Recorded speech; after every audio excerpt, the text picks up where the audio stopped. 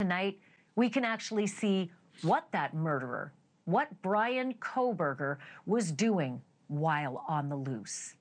He was out and about at a Costco and at a coffee shop and at a supermarket the very morning that he slaughtered those 4 kids in their beds. Out and about like he didn't have a care in the world, like it was any other Sunday. Gray Hughes was the first to bring this incredible surveillance footage to light. He hosts the podcast and YouTube channel Hughes Investigates. Gray was also the first person to obtain the surviving roommate's 911 call. Welcome back to the program, Gray. It's good to have you.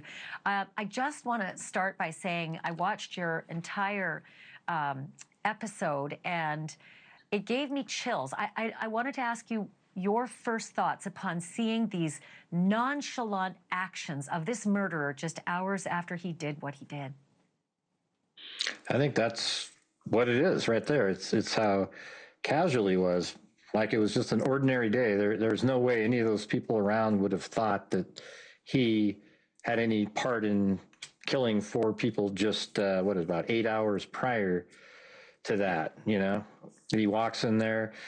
I mean, he's kind of a clueless type person, though. It's kind of, I mean, it's pretty strange. You would go into a Costco without a card or something and think you can go in and buy a drink. It almost feels like that's why he was going around to these different places. He went there maybe to get that coffee drink, and then he goes over to, Kate's Cup of Joe. We'll probably see her in a minute.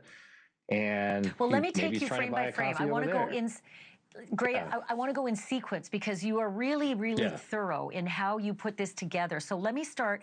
This is Clarkston, Washington, which is important to say because it's hours after the murder. And Clarkston is 33 miles south of Pullman and Moscow. It's about a 40-minute drive. So he's a long way away from where these murders took place. But the first video I want to show is when he did that walk into Costco. I want to play it again because there's something significant. He gets stopped.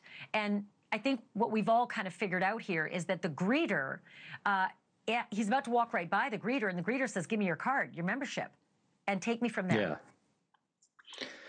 Yeah, and he just sort of stands there. He probably sounds similar to when he was talking to the police officer, the female police officer, when he was pulled over. It's interesting how he was holding his left hand when he came in. It was kind of oddly, shaped, and that's the hand that has the Band-Aid on it, right? So maybe he was trying to hide that hand a little extra. I mean, you can kind of see, look how he's moving in. See how it's kind of like, it's not really that natural the way he's holding it right there. See that?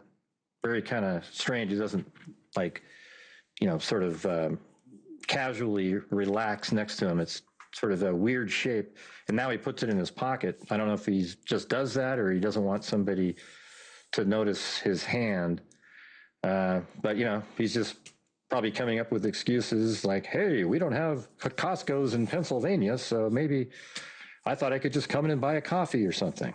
I mean, well, I don't it's know. Interesting. We don't know what he's saying. Maybe, maybe this is the only essence of a conscience that he might have, is that he's feeling the pain of the cut on that left finger that's bandaged, and maybe is, subconsciously hiding it because it's the only sign of what he's just done a mere 8 hours before this video was taken. I want to show him after he leaves this Costco and is basically rebuked by the greeter because he doesn't have a membership or at least a card. He walks out, and this is the white Elantra. He's driving that now infamous white Elantra out of the Costco parking lot. This is 12:37 p.m., which is such a significant time because, Gray, this is 39 minutes since the initial 911 call came in to the police about what was found in that house.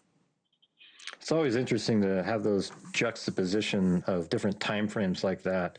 There's people, in a completely different place that are just now horrified by what he did, and he's casually walking around doing things that normal people do.